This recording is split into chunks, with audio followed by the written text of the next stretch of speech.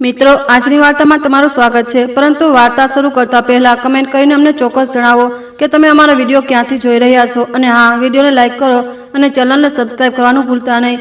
દિવાળીની તે સવાર બહારથી તો ખૂબ ખુશાલ હતી, પરંતુ મારા માટે અંદરથી ખૂબ ઉદાસ હતી. એવું લાગી રહ્યું હતું જાણે મારા હૃદયના કોઈ ખૂણામાં દબાયેલું જૂનું દર્દ આજે ફરીથી જાગી ગયું હોય. રસોડામાં રાખેલા જૂના વાસણમાં દાળ ઉકળી રહી હતી અને તેની સુગંધ આખા ઘરમાં ફેલાઈ રહી હતી, પરંતુ તે સુગંધ સાથે પણ ઘરનો માહોલ ન જાણે કેમ વધુ ભારે લાગી રહ્યો હતો. મારા પતિ બાબુલાલ જૂના નળ પાસે બેસીને પોતાના ધ્રુજતા હાથે ગંદા વાસણો ધોઈ રહ્યા હતા. તેમની ઝૂકેલી કમર, માથા પર ચાંદી જેવા સફેદ થઈ ગયેલા વાળ અને ચહેરા પર ફેલાયેલો થાક જોઈને મારું હૃદય અંદર સુધી ધ્રુજી ઉઠ્યું. હજુ થોડી વાર પહેલા જ અમારી મોટી દીકરીએ ફોન કર્યો હતો. તે વારંવાર અમારી તબિયત વિશે પૂછી રહી હતી. ન જાણે કેટલી વાર તે ફોન કરી ચૂકી હતી અને ખૂબ જ પ્રેમથી કહી રહી હતી કે માં, તમે ચિંતા ન કરતા, હું આજે જમવાનું જાતે બનાવીને મોકલી રહી છું. તમે બસ દાળ ગરમ કરી લેજો અને બંને લોકો જમી લેજો. હું હજુ દાળને ઉકળતા પાણીમાં નાખી જ રહી હતી કે ત્યારે જ મારી નાની દીકરીનો ફોન આવી ગયો. નાની દીકરીના અવાજમાં પણ એ જ જૂની ચિંતા અને પોતાપણું હતું. તે પણ અમારા બંનેને લઈને ખૂબ પરેશાન હતી. તેણે કહ્યું, માં, સવારથી મારા મનને બિલકુલ ચેન નથી મળી રહ્યું.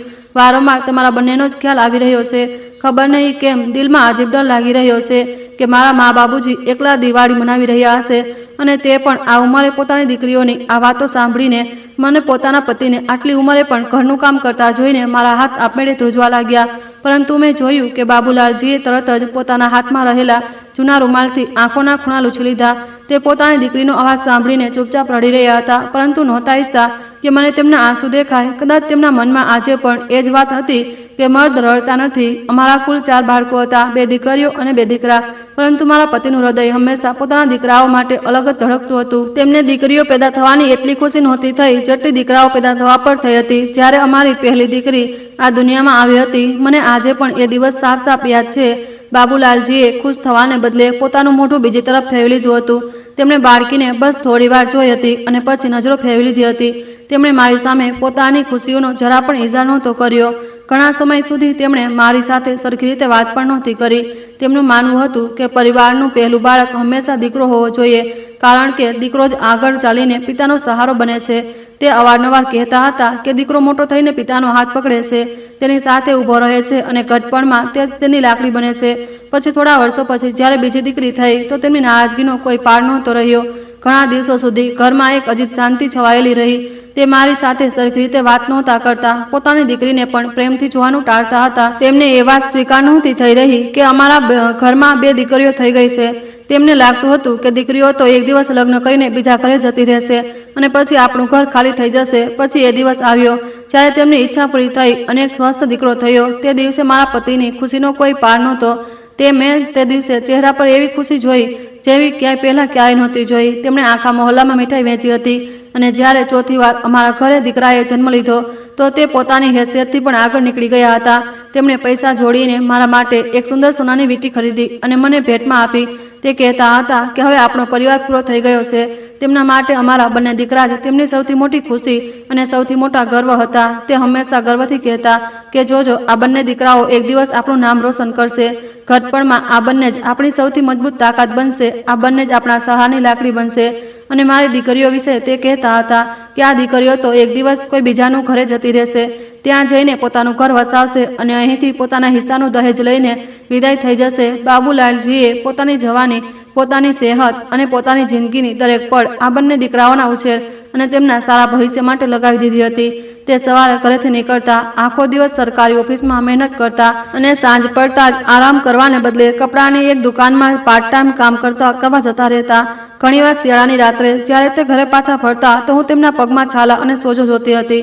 તેમના ચહેરાને જોઈને સાફ ખબર પડતી હતી કે અંદરથી પૂરી રીતે તૂટી ચૂક્યા છે, પરંતુ તેમ છતાં તે મુસ્કુરાઈને મને કહેતા કે શાંતિ, મને થોડું હજુ કામ કરવા દે, મારા દીકરાઓ માટે હજુ થોડી મહેનત કરવા દે. હું નથી ઈચ્છતો કે મારા બાળકોને એ બધી તકલીફ અને બેઇજ્જતી જોવી પડે જે તેમના પિતાએ જોઈ છે. હું ઈચ્છું છું કે મારા બાળકો પોતાના પિતાથી પણ વધારે આગળ જાય. મારો મોટો દીકરો રોહન અને નાનો દીકરો અમિત જ તેમના માટે આખી દુનિયા હતા. મેં મારા પતિને ક્યારેય મારા દીકરીઓના માથા પર પ્રેમથી હાથ ફેરવતા નહોતા જોયા, પરંતુ પોતાના દીકરાઓને તે હદથી વધારે લાડ પ્રેમ કરતા હતા. તેમણે પોતાની નાની નાની ઈચ્છાઓ દબાવી દીધી. સારું ખાવાનું છોડી દીધું, નવા કપડાં ન ખરીદ્યા અને પોતાના માટે નવા ચપ્પલ સુધી નહોતા લેતા, પરંતુ દીકરાઓ માટે મોંઘા પુસ્તકો, સારી સ્કૂલની ફી અને શહેરના જાણીતા શિક્ષકો પાસે ટ્યુશનની વ્યવસ્થા કરતા હતા. જ્યારે પણ મહોલ્લાનો કોઈ માણસ કે સંબંધી તેમને કહેતો કે બાબુલાલજી પોતાના માટે પણ એક નવો શર્ટ સીવડાવી લો, પોતાના માટે નવા જૂતા લઈ લો, જિંદગી વારંવાર નથી મળતી, તો તે હંમેશા એક જ જવાબ આપતા. તે કહેતા કે મારા માટે તો મારા આ બંને દીકરા જ બધું છે. જે દિવસે આ બંને ભણી ગણીને મોટા બની જશે અને પોતાના પગ પર ઊભા રહી જશે તે દિવસે સમજજે મારી બધી દિવાળી થઈ ગઈ અને મારા માટે એ જ સૌથી સારા કપડાં હશે. સમય કોઈની માટે અટકતો નથી, તે પાંદડાની જેમ ઉડતો ચાલ્યો જાય છે અને આપણને ખબર પણ નથી પડતી. જોત જોતામાં અમારા બંને દીકરાઓ જુવાનીના ઉંમરે પહોંચી ગયા. મોટો દીકરો રોહન ભણવામાં ખૂબ તેજ અને હોશિયાર હતો. પોતાની મહેનતના દમ પર તેને એક મોટી કંપનીમાં સારા પદ પર નોકરી મળી ગઈ હતી. નોકરી પણ બીજા મોટા શહેરમાં લાગી હતી. અમે બંને પતિ પત્નીએ પોતાની આખી જિંદગીની જમાપૂંજી લગાવીને અને કેટલાક લોકો પાસેથી ઉધાર લઈને તેના લગ્ન ખૂબ જ ધામધૂમથી કર્યા. કારણ કે જેવી તેને સારી નોકરી મળી, તેના પિતાના મનમાં તેના લગ્ન કરવાની ધૂન સવાર થઈ ગઈ હતી. અમને લાગ્યું હતું કે હવે અમારું ઘર વધુ ખુશીઓથી ભરાઈ જશે. અમને ક્યાં ખબર હતી કે અમારી ખુશી વધારે દિવસ ટકવાની નથી. લગ્નના થોડા જ સમય પછી જ અમારી વહુને અમારું જૂનું ગામ અને સાદો માહોલ બિલકુલ પસંદ ન આવ્યો. તેને ગામનું વાતાવરણ સારું નહોતું લાગતું. તે શહેરની ઊંચી ઊંચી ઇમારતો, ફેશન અને આધુનિક જિંદગીની આદી હતી. અમારી સાથે આ જૂના ઘરમાં રહેવું તેને બોજ જેવું લાગતું હતું. તે અવારનવાર રોહનને કહેતી કે આપણે પણ શહેરમાં જઈને રહેવું જોઈએ. તે કહેતી કે અહીં તેને પોતાની જિંદગીની કોઈ સુવિધા નથી મળતી. ધીરે ધીરે તે રોહનને શહેર જઈને વસવા માટે સમજાવવા લાગી. બીજી તરફ અમારો નાનો દીકરો અમિત અભ્યાસ પૂરો કર્યા પછી સારા ભવિષ્યની શોધમાં દુબઈ જતો રહ્યો. તેનું સપનું હંમેશાથી હતું કે તે વિદેશ જઈને ખૂબ પૈસા કમાશે અને પોતાની જિંદગી બદલી નાખશે. બાબુલાલજીને લાગતું હતું કે હવે તેમના સારા દિવસો આવી ગયા છે, તેમનું સપનું પૂરું થવા જઈ રહ્યું છે. એક દીકરો આટલી મોટી કંપનીમાં નોકરી કરી રહ્યો હતો અને બીજો દુબઈ જઈને કમાવા લાગ્યો હતો. પરંતુ તેમને એ વાતનો જરા પણ અંદાજો નહોતો કે જે દીકરાઓને તેમણે પોતાની જિંદગીનો સૌથી મોટો સહારો સમજીને પાડ્યા હતા તે ધીરે ધીરે તેમના શરીરથી નહીં પરંતુ તેમના હૃદયથી પણ દૂર થઈ રહ્યા હતા. હવે અમારા ઘરની સૌથી મોટી આશા બસ અમારા મોટા દીકરા રોહનનો ક્યારેક આવતો ફોન અને નાના દીકરા અમિતનો વિદેશથી આવતો ફોન રહી ગયા હતા. મોટો દીકરો રોહન પોતાની પત્નીને લઈને શહેરમાં જઈને રહેવા લાગ્યો. તેણે ત્યાં ભાડા પર ઘર લઈ લીધું હતું, પરંતુ હજુ તે દર અઠવાડિયે શનિવાર રવિવારની રજામાં આવી જતો હતો. મારા પતિ બાબુલાલજી હવે પહેલા કરતાં પણ વધારે ચૂપ રહેવા લાગ્યા હતા. તેમના ખભા ધીરે ધીરે ઝૂકવા લાગ્યા હતા. પૈસાની હવે કોઈ ખાસ કમી નહોતી, પરંતુ જ્યારે પણ દીકરાઓની વાત થતી તેમની બુઝાતી આંખોમાં એક અજીબ ગર્વ દેખાતો હતો. તે અવારનવાર રાત્રે સૂતા પહેલા મને કહેતા કે શાંતિ, જ્યારે રોહનનો દીકરો થોડો મોટો થઈ જશે ને ત્યારે આપણે તેને આપણી પાસે બોલાવી લઈશું. જોજે આપણો પૌત્ર આપણી પાસે રહેશે, આપણા ઘટપણનો સહારો બનશે. અમારા દીકરાઓ એવા નહોતા કે અમને કોઈ વસ્તુની કમી આવવા દે, પરંતુ તેમને ક્યાં ખબર હતી કે સમય કેટલી જલ્દી પોતાના રંગ બદલે છે. જે શહેરને તે અમારા ભવિષ્યની ગેરંટી સમજી રહ્યા હતા તે જ શહેર ધીરે ધીરે અમારા દીકરાઓને અમારાથી દૂર કરી રહ્યું હતું. મારો મોટો દીકરો રોહન હવે લગભગ પૂરેપૂરો શહેરનો થઈ ચૂક્યો હતો. રોહનના લગ્નને હજુ થોડા જ વર્ષો થયા હતા કે તેની પત્નીએ શહેરમાં જ હંમેશા માટે વસવાની જીદ પકડી લીધી. તે અવારનવાર રોહનને કહેતી રહેતી હતી કે ગામમાં તૂટેલા ફૂટેલા જૂના ઘરમાં રહેવું બાળકોના સ્વાસ્થ્ય માટે સારું નથી. તે કહેતી હતી કે ગામનો માહોલ પણ હવે સાફ નથી રહ્યો, બાળકોની તબિયત ખરાબ થતી રહે છે અને અહીં રહીને તેમનું કોઈ ભવિષ્ય નથી. શરૂઆતમાં રોહન પોતાની પત્નીની વાતોને ટાળતો રહ્યો. તે ક્યારેક અમારા પ્રેમનો હવાલો આપતો તો ક્યારેક પોતાના ઘરડા પિતાની હાલતનો. તે પોતાની પત્નીને કહેતો કે પપ્પાએ મારા માટે આખી જિંદગી મહેનત કરી છે, મારો નાનો ભાઈ પણ બહાર રહે છે, આ ઘર અને મારા માતા પિતા મારી જવાબદારી છે, હું તેમને છોડીને ક્યાંય ન જઈ શકું. પરંતુ રોજ રોજના ઝઘડાઓ અને પત્નીની સતત વાતો સાંભળીને તે અંદરથી તૂટવા લાગ્યો. છેવટે એક દિવસ તેને પણ હાર માની લીધી. એક દિવસ તેનો ફોન આવ્યો. તેણે કહ્યું, પપ્પા, અમે અહીં શહેરમાં એક મોટું ઘર લેવાનો નિર્ણય કર્યો છે. તમે બંને પણ અમારી સાથે શહેર આવી જાઓ. બધા લોકો સાથે રહેશે તો સારું રહેશે. ભાડાના ઘરમાં ભાડાના પૈસા નકામા જાય છે અને દર અઠવાડિયે મારે પરિવાર સાથે ગામ દોડીને પણ આવવું પડે છે. મારી પત્ની પણ શરૂઆતથી આ શહેરમાં રહેવાની આદી છે, એટલે મેં શહેરમાં એક ઘર જોઈ લીધું છે. બાબુલાલજી પર તો જાણે આસમાન તૂટી પડ્યું હોય. જે માણસ હંમેશા પોતાના ગામની માટી અને પોતાના જૂના ઘર પર ગર્વ કરતો હતો, જે પોતાના દીકરાઓને પોતાનો સહારો કહેતો હતો, એ જ માણસને આજે પોતાના દીકરાનો આ નિર્ણય અંદર સુધી હચમચાવી ગયો. તેમણે પોતાની બંને દીકરીઓની જવાબદારીઓ પૂરી રીતે નિભાવી હતી. તેમના લગ્ન કરીને તેમને પોતાના ઘરેથી વિદાય કરી હતી, પરંતુ દીકરાઓ પાસેથી તેમને હંમેશા કંઈક અલગ જ આશા હતી. રોહન વારંવાર કહી રહ્યો હતો, પપ્પા, હવે આપણે અહીં ન રહી શકીએ. તમે બંને પણ અમારી સાથે શહેર ચાલો. આપણી પાસે બધું જ છે, તમને કોઈ વસ્તુની કમી નહીં રહે. દીકરાની જીદ આગળ બાબુલાલજીએ ભારે હૈયે શહેર જવાની વાત માની લીધી અને મને પણ સમજાવવા લાગ્યા. તેમણે કહ્યું, શાંતિ, દીકરો કહી રહ્યો છે તો એકવાર તેની સાથે જઈને જોઈએ.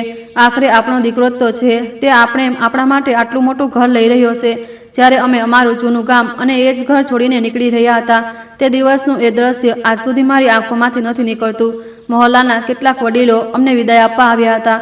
તેમાંથી એક વડીલે બાબુલાલજીને કહ્યું હતું, બાબુલાલભાઈ, દીકરાઓના પ્રેમમાં એટલા ન વહી જતા કે પોતાની જડ જ ભૂલી જાઓ. તમે આટલું મોટું ઘર અને બધું છોડીને જઈ રહ્યા છો. યાદ રાખજો, ઘટપણમાં પોતાનું ઘર જ સૌથી મોટો સહારો હોય છે. પરંતુ તે સમયે મારા પતિની આંખોમાં ફક્ત પોતાના દીકરાનો પ્રેમ અને તેના સારા ભવિષ્યનું સપનું હતું. તે કોઈની વાત સાંભળવા તૈયાર નહોતા. તેમને પૂરો ભરોસો હતો કે તેમનો દીકરો તેમને ક્યારેય એકલા નહીં છોડે. જ્યારે અમે શહેર પહોંચ્યા તો રોહનનું નવું ઘર જોઈને અમે બંને થોડીવાર માટે આશ્ચર્યચકિત થઈ ગયા. ઘર ખૂબ મોટું અને શાનદાર હતું. જગ્યાએ મોંઘા સોફા રાખેલા હતા. ફર્શ ચમકતા આરસપાળનું હતું અને દરેક રૂમમાં ઠંડી હવા ચાલી રહી હતી. ઘરે જઈને એવું લાગતું હતું જાણે પૈસાની કોઈ કમી નથી, પરંતુ એ મોટા ઘરમાં અમારા માટે ના તો ખુલીને વાત કરવાવાળું કોઈ હતું અને ના પ્રેમની એ ઠંડી છાંયડી હતી જેની અમે સૌથી વધારે જરૂર હતી. વહુનો વ્યવહાર પહેલા દિવસથી જ અમારા માટે ઠંડો અને તોછડો હતો. તે સવારે ઉઠતા જ બાળકોને સ્કૂલ માટે તૈયાર કરવામાં લાગી જતી. પછી રોહનને ઓફિસ મોકલવાની તૈયારી કરતી. તેને અમારી સાથે બેસીને વાત કરવાનો સમય નહોતો મળતો. ઘણીવાર તો એવું લાગતું હતું જાણે અમે આ ઘરમાં રહેતા જ નથી. રોહન પણ સવારે ઓફિસ જતો રહેતો અને મોડી સાંજ સુધી કામમાં વ્યસ્ત રહેતો. અમે બંને ગામની ખુલ્લી હવા, તડકો અને આંગણાના આદિ હતા. અહીં બંધ રૂમ અને દરેક સમયે ચાલતું એસી અમને બિલકુલ સારું નહોતું લાગતું. થોડા દિવસો વીત્યા હતા કે બાબુલાલજીને શ્વાસ લેવામાં તકલીફ થવા લાગી. ધીરે ધીરે તેમની પરેશાની વધતી ગઈ. તે આખો દિવસ ખાંસતા રહેતા અને રાત્રે જ્યારે તેમને ગુગળામણ અનુભવાતી તો ચૂપચાપ ઉઠીને બેસી જતા. ઘણીવાર રાતના અંધારામાં તે મને ધીમેથી હલાવીને કહેતા, શાંતિ, મને ઊંઘ નથી આવતી, ખૂબ ગુગળામણ થઈ રહી છે. હું પરેશાન થઈને ઉઠી જતી અને તેમનો હાથ પકડીને બેસી જતી. જ્યારે ક્યારે હું વહુને કહેતી કે બારી કે દરવાજો થોડો ખુલ્લો કરી દીધો કર, અંદર હવા આવી જશે, તો તે તરત મોઢું બનાવીને કહેતી કે માં, બહાર એટલો ધુમાડો અને અવાજ છે, તેનાથી બાળકોની તબિયત વધારે ખરાબ થઈ જશે. તમે લોકો રૂમમાં આરામ કર્યા કરો, અંદર જ ઠીક રહેશે. હું ચૂપ થઈ જતી. મને સમજ નહોતી પડતી કે પોતાના જ દીકરાના ઘરમાં હું આટલી નાની વાત પણ ખુલીને કેમ નથી કહી શકતી. રોહન પણ આખો દિવસ ઓફિસમાં થાકેલો રહેતો હતો. જ્યારે તે સાંજે ઘરે આવતો તો તેની પાસે અમારા બંનેની સાથે બેસીને બે પ્રેમની વાતો કરવાનો કે અમારી તબિયત પૂછવાનો પણ સમય નહોતો હતો. જો ક્યારેક અમારી પાસે બેસતો પણ તો બાળકોની ફી, ઘરના ખર્ચા અને વધતા જતા બિલોની વાતો કરવા લાગતો. તે અવારનવાર કહેતો, પપ્પા, આજકાલ ખર્ચા બહુ વધી ગયો છે, બાળકોની ફી બહુ વધારે છે, ઘરનો ખર્ચ પણ હવે પહેલાં કરતાં ઘણો વધી ગયો છે. સમજમાં જ નથી આવતું કે કેવી રીતે બધું સંભાળું. અમે તેની વાતો સાંભળીને ચૂપ થઈ જતા. અમને ખબર હતી કે તે પણ પોતાની જિંદગીમાં ગૂંચવાયેલો છે, પરંતુ એક ઘરડા મા બાપને પોતાના દીકરા પાસેથી આખરે જોઈતું જ શું હતું? બસ થોડી વારનો પ્રેમ, બે મીઠા બોલ અને એટલો ભરોસો કે કોઈ તેમની સાથે ઊભું છે. પરંતુ કદાચ આ પણ અમારા નસીબમાં નહોતું. કેટલાક મહિના આવી જ રીતે ગુગડામણ ભરેલી જિંદગીમાં વીતી ગયા. આખરે એક દિવસ મારા પતિથી વધારે સહન ન થયું. રાતનો સમય હતો. તેમણે પોતાનો ધ્રુજતો હાથ મારા હાથમાં રાખ્યો અને ખૂબ ધીમા અવાજમાં બોલ્યા, શાંતિ, મને આ સોનાના પાંજરામાંથી બહાર કાઢી લે. મને મારા એ સુમસામ ગામમાં પાછી લઈ ચાલ. શું તું મારી સાથે ન રહી શકે? એ જગ્યાએ જ્યાં આપણે ખુલીને શ્વાસ તો લઈ શકીએ. મારા માટે પોતાના જૂના ઘરની ટપકતી છત નીચે જિંદગીના બાકીના દિવસો પસાર કરવા વધારે સારા છે એના કરતાં કે હું મારા જ દીકરાના આ આલીશાન ઘરમાં ઘૂંટાઈને મરી જાઉં. તેમની આંખોમાં આંસુ હતા. તેમના અવાજમાં એટલું દર્દ હતું કે મારું કાળજું મોઢે આવી ગયું. મેં તેમનો હાથ કસીને પકડી લીધો અને કહ્યું, તમે ચિંતા ન કરો, આપણે પાછા આપણા ઘરે જઈશું. ભલે ઘર કેટલું પણ જૂનું હોય, ભલે ત્યાં કોઈ સુવિધા ન હોય, પરંતુ એ આપણું પોતાનું ઘર છે. બીજા જ દિવસે અમે કોઈને કહ્યા વગર ગામ પાછા જવાનો નિર્ણય કરી લીધો. હવે અમારા બંનેની તબિયત પણ ધીરે ધીરે ખરાબ થવા લાગી હતી. જ્યારે અમે રોહનને કહ્યું કે અમે પાછા ગામ જઈ રહ્યા છીએ તો તેણે અમને રોકવાની એકવાર પણ કોશિશ ન કરી. તેણે ત્યાં સુધી ન કહ્યું કે માં, પપ્પા, ન જાઓ. તેણે બસ એક લાંબો શ્વાસ લીધો અને બોલ્યા, પપ્પા, તમારો નિર્ણય બિલકુલ સાચો છે. તમારે આ નિર્ણય તો બહુ પહેલાં કરી લેવો જોઈતો હતો. તમને ગામનો માહોલ વધારે પસંદ છે તો ત્યાં જ રહો. હું દર મહિને તમારા ખર્ચ માટે તમારા ખાતામાં પૈસા મોકલી દીધા કરીશ. તમારે બંનેએ કોઈ વસ્તુની ચિંતા કરવાની જરૂર નથી. પોતાનું ધ્યાન રાખજો. તેના મોઢામાંથી નીકળેલા આ તોછડા શબ્દો સાંભળીને બાબુલાલજીએ પોતાનો હાથ માથા પર મૂકી દીધો અને મારી તરફ શરમથી જોવા લાગ્યા. આ મારા એ જ પતિ હતા જે કાળ સુધી પોતાના દીકરાઓને પોતાની સૌથી મોટી કમાણી, પોતાની તાકાત અને ઘટપણનો સહારો કહેતા હતા. પરંતુ આજે એ જ દીકરાઓની સામે તે પોતાને એક એવા માણસની જેમ ઉભેલા અનુભવી રહ્યા હતા જેનું કોઈ પોતાનું નહોતું. જ્યારે અમે પાછા અમારા જૂના અને ફૂટેલા ગામવાળા ઘરે પહોંચ્યા તો દિવાલોમાંથી નીકળતો ભેજનો ગંદો નિશાન અને જગ્યાએ પડતી છત જાણે અમારું સ્વાગત કરી રહી હતી. ઘર પહેલા કરતાં પણ વધારે જર્જરિત થઈ ચૂક્યું હતું. મહોલ્લાના કેટલાક લોકોએ અમને જોઈને મેણું માર્યું, જોયું, આખી જીવવાની દીકરાઓ પર લગાવી દીધી અને હવે ઘટપણમાં ઠોકર ખાઈને પાછા આવી ગયા. દીકરાઓએ ઘરમાં રાખ્યા જ નહીં અને હવે ફરી અહીં આવવું જ પડ્યું. તેમની વાતો સાંભળીને મારું દિલ તૂટી જતું હતું, પરંતુ બાબુલાલજી તેમ છતાં પોતાના દીકરાની ઇજ્જત બચાવવાની કોશિશ કરતા. તે હસીને કહેતા, અરે નહીં ભાઈ, બાળકોએ તો અમને બહુ રોક્યા હતા, અમે જ ના પાડી દીધી. અમારું મન શહેરમાં ન લાગ્યું એટલે અમે બંને પોતાની મરજીથી પાછા આવી ગયા. તે આજે પણ પોતાના દીકરાનો ભ્રમ બચાવી રહ્યા હતા, પરંતુ આ જૂઠ પાછળ છુપાયેલું દર્દ એટલું ઊંડું હતું કે તેને શબ્દોમાં બતાવવું મુશ્કેલ હતું. જે દિવસે અમે ગામમાંથી નીકળ્યા હતા તે દિવસે અમારા માટે પહાડ જેવો ભારે હતો, અને જે દિવસે પાછા ફર્યા તે દિવસે પણ અમારા દિલ પર એક બીજો મોટો બોજ હતો. આટલું મોટું ઘર હતું, પરંતુ તેમાં અમે બંને જ એકલા હતા. દીકરો પોતાના શહેરમાં વ્યસ્ત હતો અને નાનો દીકરો અમિત દુબઈમાં પોતાની પત્ની અને બાળકો સાથે પોતાની જ દુનિયામાં એટલો ડૂબેલો હતો કે ક્યારેક 3 મહિના સુધી તેને એ પૂછવાની ફુરસત નહોતી થતી કે તેના ઘરના મા બાપ જીવતા પણ છે કે નહીં. તેણે ત્યાં જ લગ્ન કરી લીધા હતા. હવે અમારા ઘરમાં તહેવારોની રોનક નહોતી, ના બાળકોનો અવાજ હતો અને ના દીકરાઓના આવવાની આશા. બસ એકબીજાનો સાથ હતો અને જૂની યાદો હતી, જેને પકડીને અમે બંને અમારી બાકીની જિંદગી કાઢવાની કોશિશ કરી રહ્યા હતા. દિવાળીનો તહેવાર હવે નજીક આવી રહ્યો હતો અને અમારા ઘરની આ એકલતા અમારા હૃદયમાં કોઈ ચપ્પુની જેમ ભોંકાઈ રહી હતી. 4 બાળકોના પિતા બાબુલાલ પોતાની જિંદગીના છેલ્લા મુકામ પર બિલકુલ એકલો રહી ગયો હતો અને આ કડવી સચ્ચાઈ ધીરે ધીરે તેમને અંદરથી બાળી રહી હતી. શહેરથી પાછા આવ્યા પછી અમારા સૂના ઘરમાં ખામોશી અને એકલતા પહેલા કરતાં પણ વધારે ઊંડી થઈ ગઈ હતી. અમે બંને ઘરડા પતિ પત્ની અમારું કામ કોઈક રીતે જાતે કરી લેતા હતા, પરંતુ જ્યારે તબિયત ખરાબ થતી તો તે નાની નાની વસ્તુઓ પર બહુ મુશ્કેલ લાગવા માંડતી હતી. હવે સમય જાણે કરવતની જેમ ધારની જેમ અમારી હિંમતને ધીરે ધીરે કાપી રહ્યો હતો. એક દિવસ હવામાન અચાનક બદલાઈ ગયું. બહારની ઠંડી અને ઘરની અંદરની ગુગડામણે બાબુલાલજીની તબિયત અચાનક બહુ વધારે બગાડી દીધી. તેમને સખત તાવ આવી ગયો અને તેમનું આખું શરીર આગની જેમ તપવા લાગ્યું. મેં જ્યારે તેમના શરીરને હાથ લગાવ્યો તો હું ખરાબ રીતે ગભરાઈ ગઈ. બપોરનો સમય હતો અને તેમના શ્વાસ ઝડપથી ફૂલવા લાગ્યા હતા. તે પથારી પર લગભગ બેભાન હાલતમાં પડ્યા હતા. આમ પણ તે પહેલાથી જ બહુ કમજોર થઈ ચૂક્યા હતા. મેં ધ્રુજતો હાથ તેમના માથા પર રાખ્યો તો તેમનું શરીર સખત તાવથી બળી રહ્યું હતું.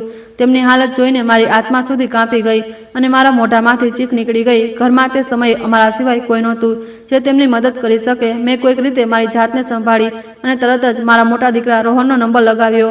મારા મનમાં પૂરો ભરોસો હતો કે જેવી તેને ખબર પડશે કે તેના પિતાની હાલત બહુ ખરાબ છે તે દોડી આવશે. આખરે તે અમારો દીકરો હતો.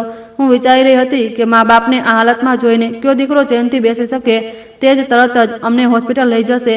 મેં એકવાર નહીં પરંતુ વારંવાર ફોન કર્યો. બીજી તરફ ફોનની ઘંટડી વાગતી રહી, પરંતુ કોઈએ ફોન ન ઉપાડ્યો. કોઈને એટલી પણ ચિંતા નહોતી કે ફોન ઉપાડીને પૂછી લે કે માં આટલી વાર ફોન કેમ કરી રહી છે. મારું દિલ જોર જોરથી ધડકી રહ્યું હતું. એક તરફ મારા પતિ શ્વાસ લેવા માટે પરેશાન થઈ રહ્યા હતા અને બીજી તરફ મારા દીકરાનો ફોન સતત નહોતો ઉપડી રહ્યો.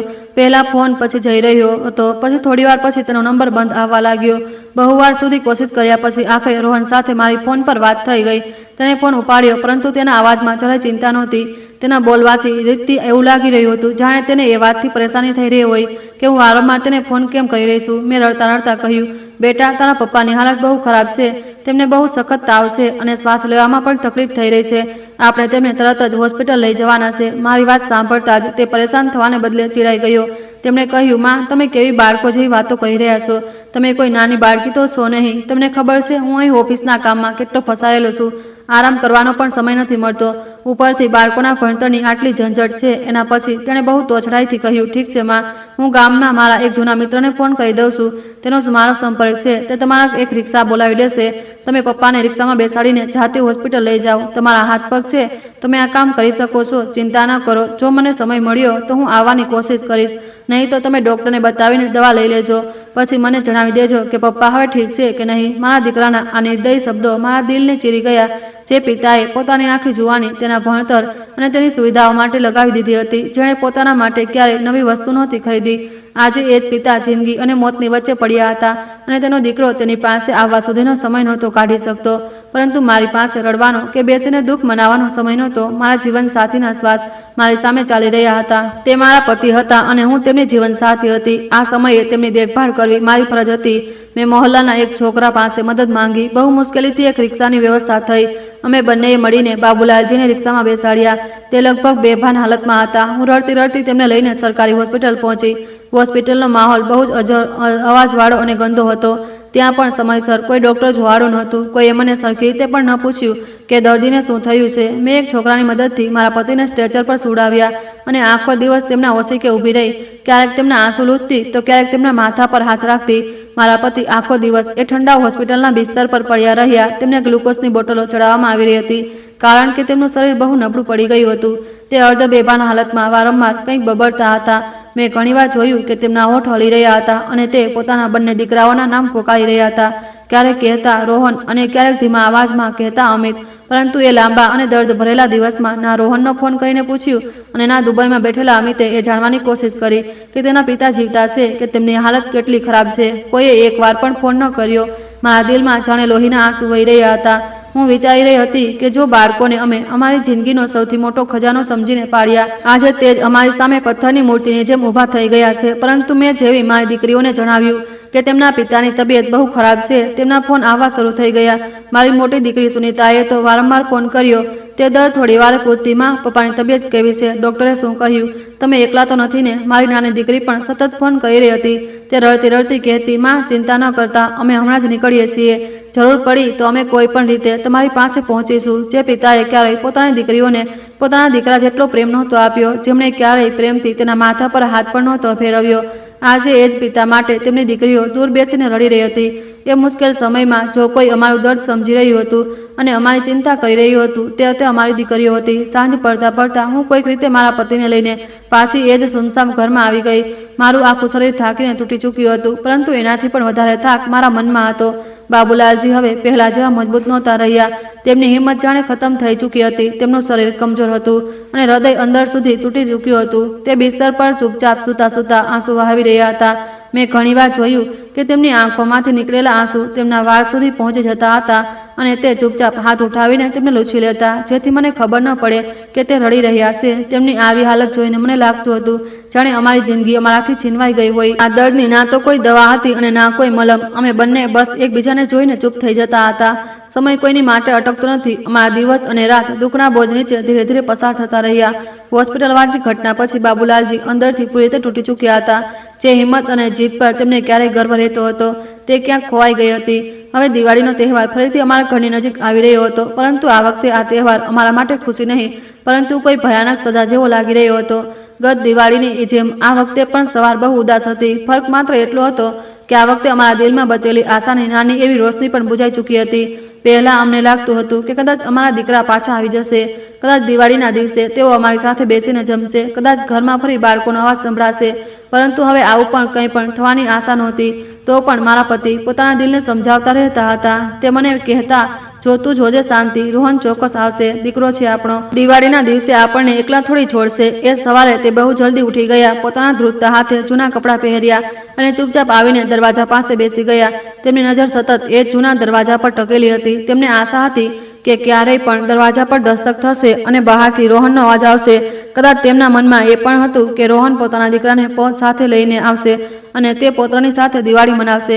કલાકો વીતતા ગયા, સવાર નીકળી ગઈ, બપોર થઈ ગઈ, પછી સાંજ થવા લાગી, પરંતુ દરવાજા પર કોઈ દસ્તક ન થઈ. દીકરાઓ તરફથી દિવાળીની શુભેચ્છાનો એક નાનો સંદેશો પણ ન આવ્યો. આ દરમિયાન મારી દીકરી સુનીતાએ અમારા માટે જમવાનું મોકલ્યું. તેનો દીકરો આટલા દૂરથી જમવાનું લઈને અમારા ઘરે આવ્યો હતો. તે પોતાની નાની અને નાનાને જમાડીને થોડીવાર અમારી પાસે બેઠો અને પછી પાછો જતો રહ્યો. તેના ગયા પછી બાબુલાલજી પોતાની જાતને રોકી ન શક્યા. તેમની આંખોમાં ઘણા કલાકોથી રોકાયેલા આંસુઓનો બંધ તૂટી ગયો. તેમણે પોતાના કપડાનો છેડો ચહેરા પર રાખ્યો અને કોઈ નાના બાળકની જેમ ધ્રુસકે રડવા લાગ્યા. તે રડતા રડતા બોલ્યા, શાંતિ, તું બિલકુલ સાચું કહેતી હતી. આપણે આપણી આખી જુવાની એ દીકરાઓના નામે કરી દીધી, જેના માટે આપણે આપણી દીકરીઓને પણ ક્યારેય સરખો પ્રેમ ન આપ્યો. આજે આ શુભ દિવસે આપણા દીકરાઓને આપણા માટે એક ફોન કરવા સુધીની ફુરસદ નથી. અને જો આપણી દીકરીઓ જે લગ્ન કરીને બીજા ઘરે જતી રહી છે, દૂર બેઠી છે, તો પણ તેમને આપણી એટલી ચિંતા છે કે તેમના બાળકો પણ આપણા માટે જમવાનું લઈને આવી રહ્યા છે. તેમની હાલત જોઈને મારું દિલ તૂટી રહ્યું હતું. હું તેમને સમજાવવાની કોશિશ કરી રહી હતી, પરંતુ મારા પોતાના શબ્દો ગળામાં અટકી ગયા હતા. તે ફરી પોતાને સમજાવવા લાગ્યા. બોલ્યા, ના, અમે ચોક્કસ ફોન કરશે, રોહન ચોક્કસ આવશે. મારો દીકરો આવો ન હોઈ શકે. કદાચ કોઈ મજબૂરી હશે, કદાચ કામમાં ફસાઈ ગયો હશે, પરંતુ તેમના અવાજમાં છુપાયેલું દર્દ બતાવી રહ્યું હતું કે તે પોતે જ પોતાની આ વાત પર ભરોસો નહોતા કરી શકતા. તે પોતાના દીકરા વિશે જે આશા આટલા વર્ષોથી પોતાના દિલમાં લઈને બેઠા હતા, તે હવે તેમની સામે તૂટી રહી હતી. સાંજ ઢળ્યા પછી આખરે રોહનનો ફોન આવ્યો પરંતુ એ ફોનની ઘંટડી અમારા માટે ખુશી નહીં પરંતુ કોઈ સજાની કમ નહોતી. મેં ધ્રુજતા હાથે ફોન ઉપાડ્યો અને તેને સ્પીકર પર કરી દીધો, કારણ કે મારા પતિ સવારથી પોતાના મોટા દીકરાના ફોનની રાહ જોઈ રહ્યા હતા. બીજી તરફથી રોહનનો અવાજ આવ્યો. તેણે કહ્યું, માં, આ વખતે દિવાળીની રજાઓમાં અમારે મારા સસુરાલ જમવાનું છે. 2-3 દિવસની રજા છે તો ત્યાં જવું પડશે. એટલે આ વખતે દિવાળી પર હું ગામ નહીં આવી શકું. 2-3 દિવસ પછી જોઉં છું. જો તમે લોકો ઈચ્છો તો જાતે શહેર આવી જાઓ. અહીં એસી છે, બાળકોને ગરમી નહીં લાગે. તમારા ગામમાં તો વીજળી પણ સરખી નથી રહેતી અને કોઈ સુવિધા પણ નથી. એટલે આ વખતે મારા માટે આવવું મુશ્કેલ છે. બાળકો પણ ગામ આવવા તૈયાર નથી. દીકરાના મોઢામાંથી નીકળેલા આ તોછડા શબ્દો મારા પતિની છાતીમાં જાણે તીરની જેમ જઈને વાગ્યા. તે એકટસે સામેની તરફ જોતા રહ્યા. તેમનો ચહેરાનો રંગ અચાનક ઉડી ગયો. તેમના શ્વાસ ફરીથી ઝડપી થવા લાગ્યા. મેં તરત જ ફોન બંધ કરી દીધો અને તેને એક બાજુ રાખી દીધો. પછી હું મારા પતિને સંભાળવા માટે તેમની પાસે બેસી ગઈ. પરંતુ આ વખતે તે આઘાત સહન ન કરી શક્યા. તેમની અંદર બેઠેલો એક પિતા એ જ પડે જાણે હંમેશ માટે ચૂપ થઈ ગયો. રાત ઘણી થઈ ચૂકી હતી. બહાર આખું ગામ અંધારામાં ડૂબેલું હતું. હું તેમની પાસે બેઠી રહી. થોડી વાર પછી મેં તેમને અવાજ આપ્યો, બાબુલાલજી, પરંતુ કોઈ જવાબ ન આવ્યો. મેં તેમનો ખભો હલાવ્યો, પછી તેમનો હાથ પકડ્યો. તેમનું શરીર બિલકુલ ઠંડુ પડી ચૂક્યું હતું. મારી આંખો સામે અંધારું છવાઈ ગયું. જે પિતાએ પોતાના દીકરાઓ માટે પોતાની આખી જિંદગી લગાવી દીધી હતી, જે પિતાએ પોતાની ખુશીઓ, પોતાની ઈચ્છાઓ અને પોતાની જુવાની તેમના નામ કરી દીધી હતી, તે પોતાના જ બાળકોની બેરુખીનું દર્દ પોતાના દિલમાં લઈને આ દુનિયામાંથી હંમેશા માટે ચાલ્યા ગયા હતા. મારા મોઢામાંથી ચીખ નીકળી ગઈ. હું પાગલની જેમ રડતી રાતના અંધારામાં મોહલ્લાના લોકોના દરવાજા ખખડાવા લાગી. હું એક એક ઘરનો દરવાજો પીટીને કહી રહી હતી કે કોઈ જલ્દી આવો, મારા પતિને કંઈક થઈ ગયું છે, કોઈ મારા પતિને બચાવી લો. મોહલ્લાનો એક છોકરો મારી મદદ માટે દોડીને આવ્યો. તેણે બાબુલાલજીની નળ તપાસી, પછી તેમના ચહેરા પર તરફ જોયું અને બહુ ધીમા અવાજમાં બોલ્યો, કાકી, કાકા હવે આ દુનિયામાંથી નથી રહ્યા. તેના મોઢામાંથી આ શબ્દો સાંભળતા જ હું જોર જોરથી ચીખવા લાગી. મને લાગ્યું જાણે મારી આખી દુનિયા ઉજળી ગઈ હોય. એક ઘરડો માણસ જ તો મારો સહારો હતો. આટલા વર્ષોથી દરેક સુખ દુઃખમાં મારી સાથે ઊભો રહેવાવાળો મારો જીવન સાથી આજે મને છોડીને જતો રહ્યો હતો. એ વખતે મારી હાલત એવી હતી કે મને સમજ જ નહોતું આવી રહ્યું કે હું શું કરું. મેં મારા મોટા દીકરા રોહનનો નંબર લગાવ્યો. દિવાળીનો દિવસ હતો. હું વારંવાર મારા દીકરાને ફોન કરી રહી હતી કે તેને જણાવી શકું કે તેના પિતા આ દુનિયામાં નથી રહ્યા. હું ઈચ્છતી હતી કે ઓછામાં ઓછું છેલ્લી વાર જ ભલે તે પોતાના પિતાનો ચહેરો જોઈ લે. પરંતુ રાતના એ સમયે પણ તેને ફોન ઉપાડવાની જરૂર ન સમજી. કદાચ તે પોતાની આરામની જિંદગીમાં એટલો વ્યસ્ત હતો કે પોતાની પત્નીના પિયરમાં અને તેમના ઘરના કામોમાં એટલો ગૂંચવાયેલો હતો કે તેને પોતાના ઘરડા મા બાપની કોઈ ચિંતા જ નહોતી. હું ફોન કરતી રહી અને રડતી રહી, પરંતુ બીજી તરફથી કોઈ જવાબ ન આવ્યો. સવારની રોશની જ્યારે ધીરે ધીરે ગામ પર ફેલાવા લાગી તો મારી બંને દીકરીઓ રડતી રડતી મારા ઘરે પહોંચી. જેવી તેમને ખબર પડી કે તેમના પિતા હવે નથી રહ્યા, બંને દીકરીઓ પોતાના આંસુ રોકી ન શકી. તેમણે તરત જ પોતાના ભાઈ રોહનને ફરી ફોન કર્યો. ઘણી કોશિશ પછી બપોરે રોહનનો ફોન ઉપાડ્યો. તેને જ્યારે જણાવવામાં આવ્યું કે તેના પિતાનું મોત થઈ ચૂક્યું છે તો અંતિમ વિદાયનો સમય પણ નજીક આવી ચૂક્યો હતો અને પિતાની નનામી ઉઠાવવાની તૈયારી ચાલી રહી હતી. પરંતુ પોતાના પિતાના મોતની ખબર સાંભળીને તેના મોઢામાંથી એક પણ દુઃખ કે સંવેદનાની વાત ન નીકળી. ઉલટાનું તેને બહુ તોછડાઈથી કહ્યું, ઓહ, પપ્પાએ પણ દિવાળીના દિવસે જ મરવાનું હતું કે શું? અંતિમ સંસ્કાર થઈ ગયા કે શું? જો થઈ ગયા જ છે તો હવે મારા આવવાનો શું ફાયદો? આમાં મારી તો આખી દિવાળી જ બગડી ગઈ. તેના આ શબ્દો સાંભળીને મારી દીકરીઓની આંખોમાંથી આંસુ વધુ ઝડપથી વહેવા લાગ્યા. જે પિતાએ તેના માટે પોતાની આખી જિંદગી લગાવી દીધી હતી, તેનું મોત પણ તેના માટે માત્ર એક પરેશાની હતી. પેલી બાજુ દુબઈમાં રહેતા મારા નાના દીકરા અમિતને 2 દિવસ પછી ખબર પડી કે તેના પિતા હવે નથી રહ્યા. તેણે પણ તેને સફાઈ આપતા કહ્યું, માં, તમારો ફોન પણ તો જૂનો છે, તેમાં વોટ્સએપ પણ નથી ચાલતું, એટલે મને સમયસર ખબર ન મળી શકી. હવે તો કદાચ હું પણ આવી નહીં શકું. કોશિશ કરીશ કે આવતા મહિને આવી જાઉં. આવતા મહિને પોતાના પિતાના મોત પર તેનો આ જ જવાબ હતો. જે ઘરડા પિતાએ પોતાની જિંદગીનો એક એક શ્વાસ પોતાના દીકરાઓ માટે લગાવી દીધો હતો, આજે તેમની નનામીને કાંધ આપવા માટે પણ તેમનો કોઈ દીકરો હાજર નહોતો. જે પિતાએ ક્યારેય વિચાર્યું હતું કે ઘટપણમાં તેના બંને દીકરા તેની નનામીને કાંધ આપશે, એ જ પિતાની નનામી ઉઠાવવા માટે પાડોશના લોકો અને દીકરીઓ આગળ આવી. એ ઘર જે ક્યારેય ચારે બાળકોના હાસ્ય અને અવાજથી ગૂંજતું હતું, આજે મારી ચીખો અને મારી દીકરીઓના રડવાના અવાજથી ગૂંજી રહ્યું હતું. મારી બંને દીકરીઓ પોતાના પિતાની બંને બાજુ બેઠી હતી. કોઈ તેમના પગ દબાવી રહ્યું હતું, કોઈ તેમના માથા પર હાથ રાખી રહ્યું હતું અને હું બસ તેમને જોતી રહી હતી. પતિના અચાનક ચાલ્યા ગયા પછી એ જૂના અને સુમસામ ઘરની દિવાલો મને જાણે ખાવા લાગી રહી હતી. હવે એ ઘરની દરેક વસ્તુમાં મને બાબુલાલજીની યાદ દેખાતી હતી. તેમની જૂની ખાટલી, તેમના ચશ્મા, તેમનો જૂનો ઝભ્ભો, તેમનો હુક્કો અને એક ખુરશી જેના પર તે રોજ બેસીને દરવાજા તરફ જોતા હતા. હવે એ ઘરના ઉંબરે હું બિલકુલ એકલી રહી ગઈ હતી. દીકરીઓને મેં પરાણે તેમના ઘરે મોકલી દીધી, કારણ કે તેમની પણ પોતાની ઘર ગૃહસ્થી છે. જે ઘરમાં ક્યારેય 4 બાળકોના હાસ્ય, શોર અને લડાઈના અવાજો ગૂંજતા હતા, ત્યાં હવે માત્ર મારા શ્વાસો અને મારી યાદોનો અવાજ બચ્યો હતો. અંતિમ સંસ્કારના બીજા જ દિવસે મારા બંને દીકરા સુમસામ ઘરમાં માત્ર ઔપચારિકતા પૂરી કરવા આવ્યા.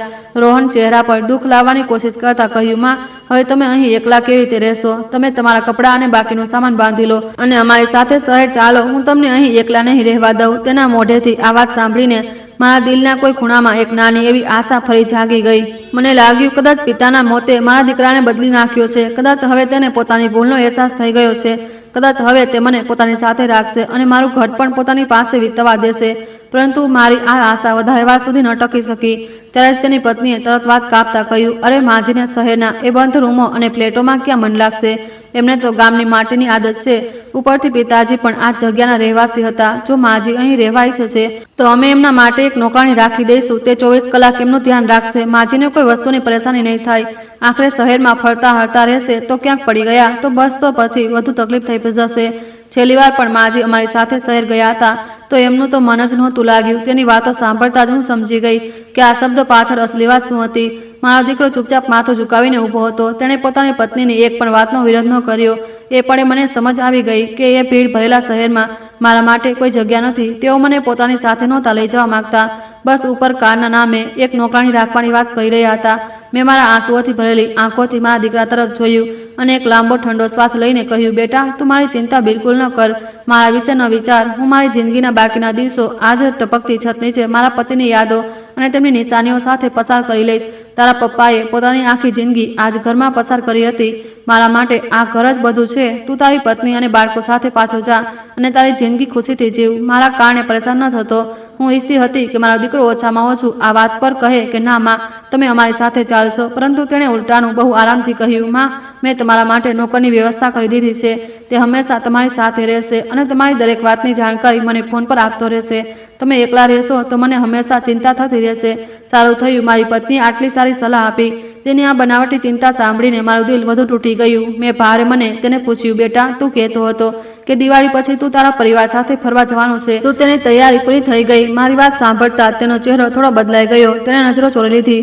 પછી કંઈક ગભરાઈને બોલ્યો, ના માં, મારા મોટા દીકરાને શહેરની સૌથી મોંઘી અને મોટી કોલેજમાં ભણાવવાનો છે. તેનું એડમિશન કરવામાં લાખો રૂપિયા ખર્ચ થઈ ગયા. એટલે આ વખતે ફરવાનો પ્લાન કેન્સલ કરવો પડ્યો. મારું પણ બહુ મન હતું ક્યાંક જવાનું, પરંતુ હવે આવતા કેટલાક વર્ષો સુધી નહીં જઈ શકીએ. અત્યારે મારા માટે બાળકના કેરિયર અને તેનું ભણતર વધારે જરૂરી છે. હું તેને બહુ સારું ભવિષ્ય આપવા માંગુ છું. બિલકુલ એમ જ પપ્પાએ મને આપ્યું હતું. દીકરાની આ વાત સાંભળીને મારા સૂકા હોઠો પર એક કડવી અને દર્દ ભરેલી મુસ્કાન આવી ગઈ. એ મુસ્કાનમાં ન જાણે કેટલાય વર્ષોનું દુઃખ છુપાયેલું હતું. મેં તેની આંખોમાં જોતા બહુ ભારે અવાજમાં કહ્યું, બેટા, તારી બધી મહેનત, તારી બધી તાકાત અને તારી આખી જિંદગી માત્ર એક બાળકના નામે ન કરી દેતો. થોડો સમય પોતાના માટે પણ બચાવીને રાખજે. પોતાના ઘડપણ માટે પણ કંઈ વિચારી લેજે. નહીં તો એક દિવસ તને પણ બહુ પસ્તાવો થશે. જ્યારે આ બાળકો મોટા થશે તો પોતાની રાહ પસંદ કરશે, પોતાનું ઘર બનાવશે, પોતાની જિંદગીમાં વ્યસ્ત થઈ જશે અને કદાચ એક દિવસ તારી તરફ પાછા વળીને જોવાનો સમય પણ તેમની પાસે નહીં હોય. બિલકુલ એમ જ જેમ તે તારા ઘરડા મા બાપને પાછળ છોડી દીધા અને પછી ક્યારેય પાછા વળીને ન જોયું. આ કહેતા મારો અવાજ ભારે થઈ ગયો હતો. મારી આંખોમાંથી આંસુ નીકળી રહ્યા હતા. પરંતુ મારી દરેક વાતમાં એ વખતની સચ્ચાઈ હતી. મેં તેને કહ્યું, જે લોકો પોતાની આખી જિંદગી, પોતાની જુવાની, પોતાની કિસ્મત અને પોતાની બધી ખુશીઓ બાળકોના નામે કરી દેશે, આશા રાખે છે કે ઘડપણમાં આ જ બાળકો તેમનો સહારો બનશે. તેમનો અંત ઘણીવાર તારા પપ્પા જેવો થાય છે. જે પિતાએ તારા માટે પોતાની આખી જિંદગી લગાવી દીધી, તેના જીવતા તેના પોતાના બાળકો તેની પાસે નહોતા અને જ્યારે તે આ દુનિયામાંથી ચાલ્યા ગયા તો તેની નનામીને કાંધ આપવા વાળો પણ તેમનો પોતાનો દીકરો નહોતો. તેના બે દીકરા હતા, પરંતુ બંનેમાંથી કોઈએ પોતાના પિતાની નનામીને કાંધ ન આપી. મારી આ સીધી અને કડવી વાત સાંભળીને રોહન બિલકુલ પથ્થરની મૂર્તિની જેમ ઊભો રહી ગયો. તેના ચહેરાનો રંગ ઉડી ગયો. તેને ગુનેગારની જેમ પોતાની નજરો નીચે કરી લીધી. કદાચ તેના મગજમાં એક એક કરીને તે બધા ફોન, તે બધી વાતો, તે બધી તકો ઘૂમવા લાગી હતી. જ્યારે તેના પિતાએ તેને યાદ કર્યો હતો અને તેણે તેમને નજરઅંદાજ કરી દીધા હતા. મેં ધ્રુજતા હાથને મારા હાથમાં લીધો અને તેની તરફ જોતા કહ્યું, બેટા, મારી જિંદગીની બસ એક છેલ્લી ઈચ્છા પૂરી કરી દેજે. આ જૂના પુસ્તેની ઘરને ક્યારેય ન વેચતો, આને કોઈ અજાણ્યા હાથમાં ન આપતો. આ ઘર તારા પિતાની છેલ્લી નિશાની છે. આને સાચવીને રાખજે. ખબર નહીં કાલે સમય તને ક્યાં વળાંક પર લઈ જાય. બની શકે કે એક દિવસ તને આ પણ માટીના ઘરની જરૂર પડે. બની શકે કે તારું ઘડપણ પણ આ જ ઘરમાં પસાર થાય. તારા પિતા અને મેં અમારી જિંદગીનું એક એક ટીપું આ ઘરમાં પાયામાં લગાવ્યું હતું. અમારી બધી મહેનત આ ઘર સાથે જોડાયેલી છે, આને ન મિટાવતો. મારી વાત સાંભળીને તે થોડી વાર સુધી બિલકુલ ચૂપ ઊભો રહ્યો. પછી કંઈ પણ કહ્યા વગર ધીરે ધીરે ત્યાંથી જતો રહ્યો. મારું દિલ વિચારી રહ્યું હતું કે મેં તેની સામે મારા દિલનું એટલું દર્દ ખોલીને રાખી દીધું, પરંતુ તેણે મારી કોઈ વાતનો જવાબ સુધી ન આપ્યો. તે અચાનક જતો રહ્યો અને મને લાગ્યું કે કદાચ મારી વાતો તેના દિલમાં તીરની જેમ જઈને વાગી છે. બીજા દિવસે મારી મોટી દીકરીનો દીકરો ઘરે આવ્યો. બોલ્યો, નાની, પોતાના કપડાં પેક કરી લો, અમે આજથી તમે અમારી સાથે રહેશો. મેં તેને ના પાડી, પરંતુ તે ન માન્યો અને પરાણે મને પોતાની સાથે મારી દીકરીના ઘરે લઈ આવ્યો.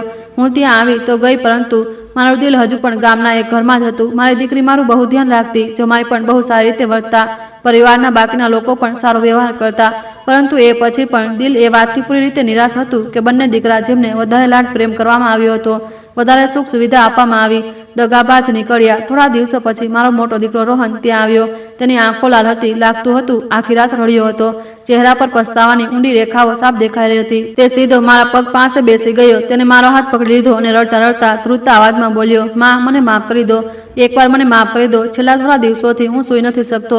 તમે જે કંઈ પણ કહ્યું, તમારી એક એક વાત બિલકુલ સાચી છે અને એ જ વાત મારા દિલને અંદરથી ચીરી રહી છે. તે રડતા રડતા કહી રહ્યો હતો કે હું કેટલો આંધળો અને સ્વાર્થી થઈ ગયો હતો માં. જે પગ નીચે મેં મારું આખું બાળપણ વિતાવ્યું, જે લોકોએ મને જિંદગી આપી, તેમને જ હું મારા માટે બોજ અને પરેશાની સમજવા લાગ્યો હતો. આજે મને સમજ આવ્યું છે કે જ્યારે કોઈ માણસ પિતા બને છે અને તેના બાળકો મોટા થઈ જાય છે, તો પિતા ઘરડો થઈને એ જૂના ઘરમાં રહી જાય છે અને બાળકો પોતપોતાની દુનિયામાં જતા રહે છે. તેની આંખોમાંથી આંસુ સતત વહી રહ્યા હતા. તેણે કહ્યું, માં, આજે મારા દિલમાંથી લોહીના આંસુ નીકળી રહ્યા છે. મેં મારા પિતાને ગુમાવી દીધા અને હું તેમના છેલ્લા સમયે તેમની પાછળ હતો. પરંતુ હવે મેં પાકો નિર્ણય કરી લીધો છે કે હું મારી પત્ની અને બાળકોને હંમેશા માટે ગામ લઈ આવીશ. મારી પત્ની માને કે ન માને, હું આ જૂના ઘરની મરામત કરાવીશ. જ્યાં સુધી તમે જીવતા છો, હું તમને એકલા છોડીને ક્યાંય નહીં જાઉં. હું તમારી સાથે ગામમાં રહીશ. હું હવે તમારી સેવા કરીશ. હું આગળ વધી અને મારા દીકરાને ઉઠાવીને મારી છાતીએ લગાવી લીધો. તેના ચહેરા પર પસ્તાવો સાફ દેખાઈ રહ્યો હતો. મેં તેને કસીને ગળે લગાવી લીધો. મારા દિલમાંથી એક લાંબી રાહતની શ્વાસ નીકળી. મેં ભરાયેલા અવાજમાં કહ્યું, બેટા, હવે મને તારી સામે કોઈ ફરિયાદ નથી. જો કોઈ ફરિયાદ હતી પણ તો આજે એ પણ ખતમ થઈ ગઈ. માં પોતાના બાળકોથી વધારે દિવસો સુધી નારાજ નથી રહી શકતી. હું બસ ઈચ્છતી હતી કે તને એ અહેસાસ થઈ જાય કે તે તારા માતા પિતા સાથે સાચું નથી કર્યું. તારા પપ્પા તને પોતાની જિંદગીનો સૌથી મજબૂત સહારો સમજતા હતા. તેમની છેલ્લી આશા માત્ર તારાથી જ હતી. કાશ બેટા, તે તારું આ બદલાયેલું રૂપ પોતાની આંખોથી જોઈ શક્યા હોત. કાશ તે છેલ્લી વાર દરવાજા પર બેસીને તારી રાહ જોતા જોતા એ જાણી શક્યા હોત કે તેમનો દીકરો બદલાઈ ગયો છે. તે દિવસ પછી રોહન સાચે જ બદલાઈ ગયો. તેમનું પોતાનું શહેરવાળું ઘર છોડવાનો નિર્ણય કર્યો, પરંતુ મેં તેને એના માટે સાફ ના પાડી દીધી. મેં કહ્યું કે બેટા, કેટલીક વસ્તુઓ મા બાપને પણ સમજવી જોઈએ જે તારા પિતાએ ન સમજી. સૌથી પહેલી વસ્તુ તો એ કે બાળકોને તેમનું જીવન તેમના હિસાબે જીવવાનો પૂરો અધિકાર છે. આગળ વધવાનો પૂરો અધિકાર છે. પ્રગતિ મેળવવાનો પૂરો અધિકાર છે. તેમને બંધનોમાં રાખીને, પાછળ રોકીને પ્રગતિ મેળવવાથી રોકવાનું કામ મા બાપને બિલકુલ પણ ન કરવું જોઈએ. સમયની સાથે મા બાપને પણ બાળકોના હિસાબે થોડું ઢળવું જોઈએ. જૂનું ઘર, જૂની જગ્યા છોડવામાં થોડી તકલીફ થાય છે, પરંતુ જ્યારે હું અને તારા પિતા શહેર આવ્યા હતા તો નવી જગ્યામાં વસવા માટે તારે થોડો સહયોગ કરવો જોઈતો હતો. થોડો સમય અમારી સાથે વિતાવવો જોઈતો હતો. થોડું બાળકોને દાદા દાદી સાથે હળવા મળવા દેવા જોઈતા હતા. થોડું અમારે પણ નવા માહોલમાં ઢળવાની કોશિશ કરવી જોઈતી હતી. જિંદગી ત્યારે જ તો સરળ થઈ શકે છે જ્યારે પ્રયાસ બંને તરફથી કરવામાં આવે. તારા પિતાએ એક બહુ મોટી ભૂલ કરી હતી અને તે ભૂલ હતી કે જ્યારે જીવનને સારી રીતે જીવવાનો સમય હતો ત્યારે તેમણે બધું જ પોતાના દીકરાઓ પર લૂંટાવી દીધું. બાળકોનો ઉછેર કરવો, તેમનું સારું ભવિષ્ય આપવું સારી વાત છે, પરંતુ એના માટે પોતાના જીવનને જીવવાનું ન ભૂલી જવું આ બહુ ખોટી વાત છે. કારણ કે સમય ક્યારેય કોઈની માટે પાછો નથી આવતો અને પોતાના બાળકો પાસેથી તેમણે હદથી વધારે આશાઓ લગાવી દીધી હતી, જ્યારે તેમને પોતાના જીવનને જીવવા પર ધ્યાન આપવું જોઈતું હતું અને પોતાના બાળકો પાસેથી બહુ વધારે આશાઓ નહોતી લગાવી જોઈતી. કારણ કે સૌ કોઈ પોતાના જીવન જીવવા માંગે છે. પછી ભલે દીકરો હોય કે ભલે દીકરી હોય, તેમની સાથે ભેદભાવ ન કરવો જોઈએ. કોઈ સહારો બનશે કોઈને નથી ખબર. કોણ સાચું નીકળશે, કોણ ખોટું નીકળશે, કોઈ નથી જાણતું. ઘર પણ કેવું વીતશે એ પણ કોઈને જોઈ નથી આવતું. હું તો તને એ જ કહીશ કે પોતાના પરિવારનું ધ્યાન રાખ, પોતાના બાળકોનું સારું શિક્ષણ આપ, તેમને સારું ભણાવ ગણાવ, પરંતુ એની સાથે સાથે પોતાના માટે પણ સમય કાઢ. પોતાનું જીવન જીવ, પોતાની પત્ની સાથે સમય વિતાવ, પોતાની જિંદગીને બોજલ ન બનાવ. બાળકો માટે પોતાના આખા જીવનને બરબાદ ન કર અને બાળકો પાસેથી હદથી વધારે આશાઓ ન લગાવ. તું જાતે પણ જીવનને જીવ અને બાળકોને પણ પોતાના જીવનને જીવવા દેવાનો પૂરો મોકો આપ. પોતાના ઘડપણ માટે પૈસા બચાવ અને ઘડપણમાં થોડું બાળકોના હિસાબે ઢળવાનું પણ શીખજે, કારણ કે ત્યારે તેમનો સમય હોય છે પોતાના જીવનને જીવવાનો. દરેક કોઈ ઈચ્છે છે કે તેમનું પોતાનું ખુદનું ઘર હોય એટલે આ રીતની જીદ કરવી કે ના જૂના ઘરમાં જ રહેવું પડશે, આ બિલકુલ ખોટું છે। તે જે ઘર બનાવ્યું એ ઘરમાં તું સારો સમય વિતાવ, પરંતુ જ્યારે સમય આવે કે તું કોઈ બીજાના સહારા પર હોય તો તેની સાથે આ વસ્તુ ન કર કે તે તારા ઘરમાં જ રહે, બલકે તેના હિસાબે થોડુંક ઢળવાની કોશિશ કર। બાળકોએ પણ મા બાપને બિલકુલ અણદેખા ન કરવા જોઈએ। જ્યાં મા બાપને તેમની જરૂર છે તો તેમની કોશિશ કરવી જોઈએ। જો શક્ય હોય તો તેમને સહયોગ કરે, તેમનું ધ્યાન રાખે। જો દૂર છે તો તેમની સાથે થોડા દિવસોમાં ફોન પર વાતચીત કરતા રહે। તેમની તબિયત ઠીક નથી, જો કોઈ જોવાળું નથી અને તેમને તમારી જરૂર છે તો થોડોક સમય કાઢીને તેમની પાસે જાઓ અથવા તો તેમને પોતાની પાસે બોલાવી લો। ઘરનો માહોલ એવો રાખો કે ઘરના વડીલોને ઘરમાં બોજલ અનુભવ ન થાય, તેમને એવું ન લાગે કે તેઓ બોજ બની ગયા છે અને માત્ર દીકરા પર જ ધ્યાન ન આપવું જોઈએ। દીકરીઓ છે તો તેમને પણ પ્રેમ આપવો જોઈએ, થોડું મા બાપને બાળકોના હિસાબે ઢળવું જોઈએ। ઘટપણમાં અને થોડુંક બાળકોએ મા બાપને સમજવા જોઈએ, તેમના માટે રોજ સમય કાઢે, એ જરૂરી નથી પણ ક્યારેક થોડો સમય કાઢી લેવો જોઈએ। હું તારી સાથે શહેર ચાલીશ, હું ઈચ્છું છું તું આગળ વધ, ના કે મારા કારણે પાછળ જા। આ સાંભળીને દીકરાની આંખોમાં આંસુ આવી ગયા હતા। રોહને તેનાથી પણ માફી માંગી।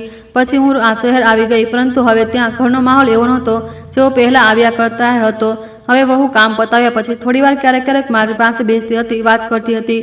રોહનને પણ જ્યારે સમય મળતો તો તે પણ સાથે બેસતો હતો, વાતો કરતો। બાળકો પણ હવે ખૂબ ભળી ગયા હતા, કારણ કે હવે તેમને વાત કરવાથી નહોતી રોકતી। મારા રૂમની બારીઓ ખોલવા પણ હવે કોઈ વાંધો નહોતો। બાળકો સાથે પાર્કમાં પણ જતી હતી। હવે આ શહેરવાળું ઘર પણ ધીરે પોતાનું લાગવા માંડ્યું હતું। ગામનું ઘર હજુ પણ ક્યારેક યાદ આવતું, પરંતુ શહેરનું ઘર પણ હવે પોતાપણું અને પ્રેમથી ભરેલું લાગતું। રોહને ગામવાળું ઘર ઠીક કરાવી લીધું હતું। અમે વર્ષમાં 1-2 વાર ગામ પણ જતા રહેતા। રોહન હવે પોતાની બહેનો સાથે પણ વાતો કરતો। દીકરીઓ પણ જ્યારે તેમનું મન કરતું ફરી જતી। હું અવારનવાર વિચારતી, કાશ બાબુલાલજી પણ આ બધું જોઈ શક્યો હોત, પણ કદાચ તેમણે જે પોતાના દીકરા દીકરીમાં ભેદભાવ કર્યો, પોતાના દીકરાઓને વધારે પ્રાધાન્ય આપ્યું, દીકરીઓ સાથે પ્રેમથી વાત ન કરી, તેમણે વધારે ભણાવી ગણાવી નહીં, દીકરાઓને પોતાનું અભિમાન બનાવી લીધું, તેનો જવાબ તેમને ઘટપણમાં મળ્યો। ઘટપણમાં તેમને સમજમાં આવ્યું કે પોતાના જીવનને જીવવું પણ કેટલું મહત્વપૂર્ણ છે। બાળકોમાં બહુ વધારે ભેદભાવ કરવો ખોટું છે। આ વાર્તા પરથી આપણને એક બહુ મોટી શીખ મળે છે। માણસે પોતાના બાળકો, ખાસ કરીને દીકરાઓના પ્રેમમાં એટલું આંધળું ન થવું જોઈએ કે તે પોતાની આખી જિંદગી, પોતાની બધી ખુશીઓ અને પોતાની બધી જમાપૂંજી તેમના નામે કરી દે અને એ ભૂલી જાય કે તેની પોતાની પણ એક જિંદગી છે। માતા પિતા પોતાના બાળકો માટે બહુ કંઈક કરે છે, આ બિલકુલ સાચું છે। બાળકો, ભણતર, તેમની જરૂરિયાતો અને તેમનું ભવિષ્ય જરૂરી છે, પરંતુ પોતાની આખી જિંદગી મિટાવી દેવી જરૂરી નથી। પોતાના બાળકોને પ્રેમ કરો, તેમને સારો ઉછેર આપો, તેમને આગળ વધવાની તક આપો, પરંતુ પોતાની મહેનત અને પોતાનું ભવિષ્ય પણ પૂરી રીતે તેમના ભરોસે ન છોડી દો। પોતાના માટે પણ થોડો સમય બચાવીને રાખો, પોતાના ઘટપણ માટે કંઈક જમા કરીને રાખો। પોતાની પસંદ, પોતાની ખુશી અને પોતાની ઓળખને પૂરી રીતે ખતમ ન કરી દો, કારણ કે જ્યારે બાળકો મોટા થાય છે તો તેમની પોતાની જિંદગી હોય છે। તેઓ પોતાની નોકરી, પોતાના પરિવાર અને પોતાની જવાબદારીઓમાં વ્યસ્ત થઈ જાય છે। ઘણીવાર તેઓ ઈચ્છીને પણ માતા પિતા માટે એટલો સમય નથી કાઢી શકતા જેટલી આશા માતા પિતા તેમની પાસે રાખી લેતા હોય છે। એટલે બાળકોને પ્રેમ ચોક્કસ આપો, પરંતુ પોતાની આખી દુનિયા માત્ર બાળકોના ભરોસે ન છોડી દો। ઘટપણમાં પૈસા, સંપત્તિ અને અહીં સુધી કે પોતાના બાળકો પણ હંમેશા સાથે રહે એ જરૂરી નથી, એટલે પોતાની જિંદગીનો અમુક હિસ્સો પોતાના માટે પણ જીવવો જોઈએ। પોતાના મનને મજબૂત રાખો અને પોતાની શાંતિ કોઈ એક સંબંધ કે કોઈ એક માણસના હાથમાં ન આપો। અને જો તમારા માતા પિતા આજે પણ તમારી સાથે રહે છે તો તેમની સાથે રોજ સમય નથી તો ક્યારેક બેસો, તેમની સાથે વાતો કરો, તેમની જરૂરિયાતોને સમજો અને તેમને એ અનુભવ ન થવા દો કે તે તમારા માટે બોજ છે। દોસ્તો, આ વાર્તા શીખવે છે કે મા બાપે પોતાના બાળકોને પ્રેમ અને તેમનો ઉછેર ચોક્કસ કરવો જોઈએ, પરંતુ દીકરા દીકરીમાં ભેદભાવ કરીને પોતાની આખી જિંદગી અને ભવિષ્ય બાળકોના ભરોસે ન છોડવું જોઈએ। બાળકોએ પણ પોતાના મા બાપની ભાવનાઓ અને જરૂરિયાતોને સમજતા તેમના ઘટપણમાં તેમનો સાથ અને સન્માન કરવું જોઈએ। જિંદગી ત્યારે જ સુખી બને છે જ્યારે માતા પિતા બાળકોને આગળ વધવાની આઝાદી આપે અને બાળકો પણ પોતાના માતા પિતા માટે સમય, પ્રેમ અને જવાબદારી નિભાવે। તો દોસ્તો, તમે કયા શહેરથી અમારી વાર્તા સાંભળી રહ્યા છો અને તમને આ વાર્તા પસંદ આવી હોય તો કમેન્ટ કરીને ચોક્કસ જણાવો। આ વિડીયોને લાઇક કરો, વધારેમાં વધારે શેર કરો અને હાઈપ આપો, સાથે જ ચેનલને સબસ્ક્રાઇબ કરવાનું ન ભૂલતા। અને જો તમને અમારી મહેનત પસંદ આવી હોય તો મને સુપર થેન્ક્સ આપીને તમારો પ્રેમ અને સપોર્ટ ચોક્કસ બતાવો, જેથી હું તમારા માટે આવી જ શાનદાર વાર્તાઓ લાવતી રહું। આ વાર્તા સંપૂર્ણપણે કાલ્પનિક છે। તેમાં આપેલા તમામ પાત્રો, ઘટનાઓ અને પરિસ્થિતિઓ માત્ર વાર્તાના હેતુથી રજૂ કરવામાં આવી છે। કોઈ વ્યક્તિ, પરિવાર કે સમુદાયને ઠેસ પહોંચાડવાનો તેનો ઉદ્દેશ્ય નથી। વાર્તાના માધ્યમથી માત્ર માતા પિતા, બાળકો, પરિવાર અને સંબંધો સાથે જોડાયેલી એક સામાજિક શીખ આપવાનો પ્રયાસ કરવામાં આવ્યો છે। આભાર।